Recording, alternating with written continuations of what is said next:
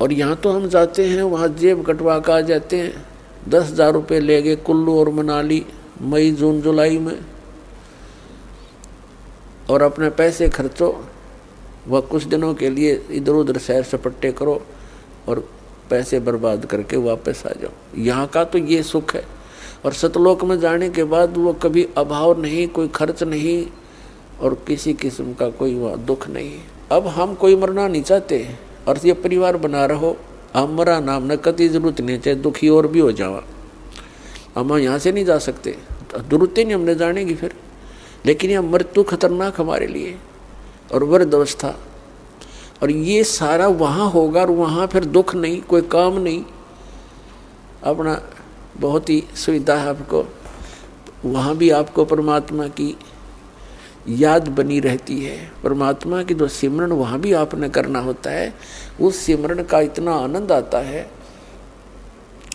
कई व्यक्ति सोचते हैं फिर वहाँ करें क्या, वहाँ परमात्मा की याद, वहाँ बहुत सब सुविधाएं हैं जो यहाँ वर्णन नहीं कर सकते। वहाँ आपको पता भी नहीं चलता कितना समय बीत जाता है और आप सदा सुखी रहते हो।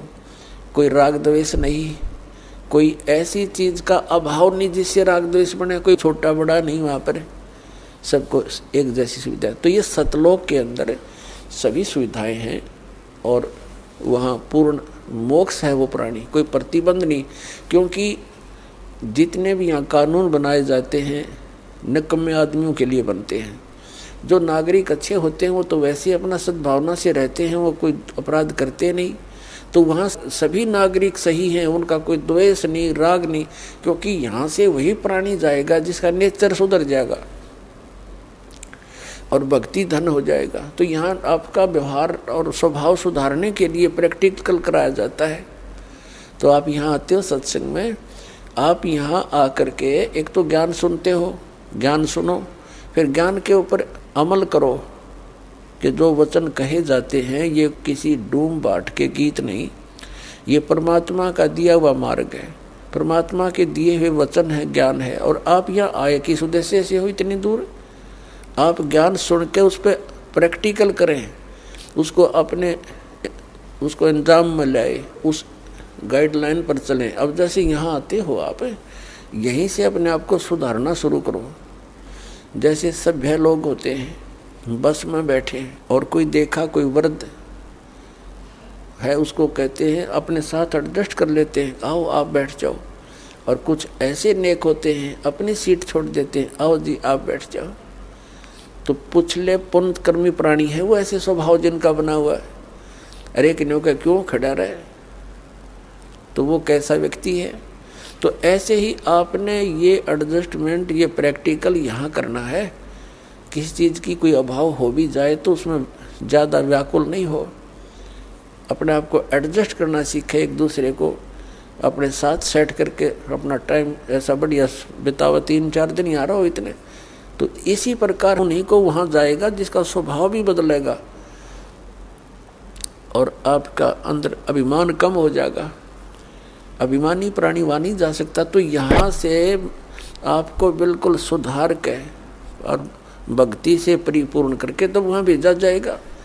तो वो व्यक्ति फिर वहाँ जाकर एक सभ्य समाज बन जाएगा। वहाँ विकार होते ही नहीं, क्योंकि वो शरीर ऐसा नहीं है,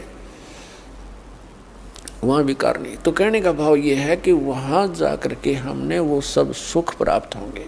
अब प्रसंग चला है कि परमात्मा की भक्ति किस लिए करें, ना करने से क्या हानि है, करने से क्या लाभ है।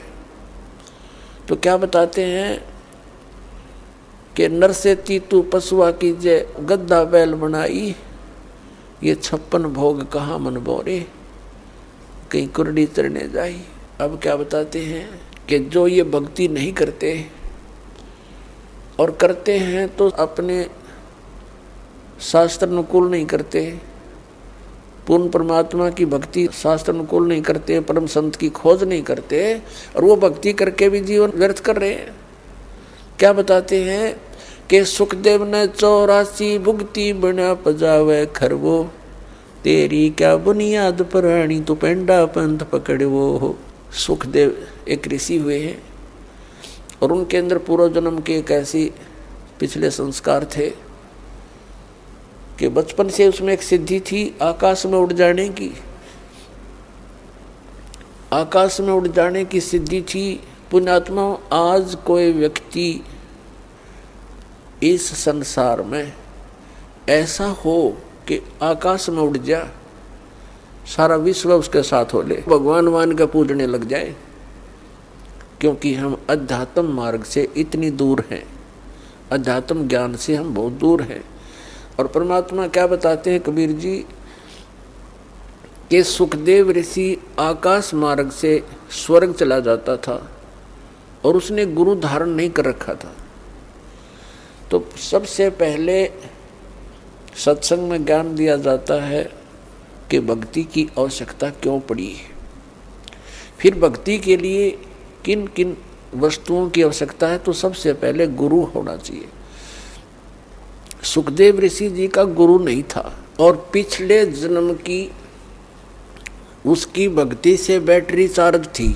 अब जैसे किसी के घर इन्वर्टर होता है, इन्वर्टर की बैटरी फुल हो चुकी हो और चार्जर हटा दिया जाए तो फिर भी काम करती है, बल्ब भी जलते हैं, पंखे भी चलते हैं, वो अपना काम कर रही है।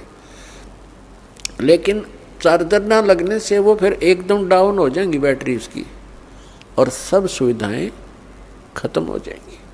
तो ऐसे पूर्व जन्म की जिनकी बैटरी चार्ज है, आज कोई प्रधानमंत्री बन गया, कोई राष्ट्रपति, कोई अन्य पोस्ट प्राप्त है या कोई अन्य फैक्ट्री मालिक है, तो वो पिछली बैटरी चार्ज है, इन्वर्टर काम कर रहा है, लेकिन उन्हें चार्जर नहीं लगा रखा, फिर वो एकदम फ्यूज होंगे तो एकदम उनके जो सब सुविधाएं बंद हो जाएंगी। जैसे आप देखते हो, ओए होए पुण्यात्माओं, एक आधा ऐसा उदाहरण है, कलेजा फटने को हो जाता है। अब हम क्या चाहते हैं, मंत्री बने, प्रधानमंत्री बन जाए, सुखी हो जाएंगे। एक पोलैंड देश का पूरा मंत्रिमंडल, पूरा कैबिनेट, जिसमें मंत्री भी, प्रधानमंत्री भी